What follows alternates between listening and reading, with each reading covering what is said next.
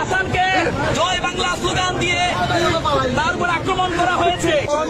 আগের দিন আর না এগুলো করে কেউ পার পাওয়া যাবে, একদম একদম একদম উত্তরায় ফেলবো সবগুলাকে টেনে হিসেবে হাজার হাজার কোটি টাকা কামাই নিচ্ছে নাইট সাবজি এমসিবি, এদেরও সংস্থার আদালতে এটার বিচার করতে হবে। আলোচিত পুলিশ হত্যা মামলার কোনো অগ্রগতি হয়নি। অভিযুক্তরা প্রকাশ্যে স্বীকারোক্তি দিয়েছেন বলেও দাবি করা হলেও প্রশাসনের ভূমিকা নিয়ে প্রশ্ন তুলছেন অনেকে। আপনাদের পরিণতি এটা হবে, সে তো আত্মস্বীকারোক্তি দিয়েছে হত্যার। একটি রাষ্ট্রে যখন আইনের শাসন থাকে তখন অবশ্যই এটার জবাবদিহিতা করতে হয়।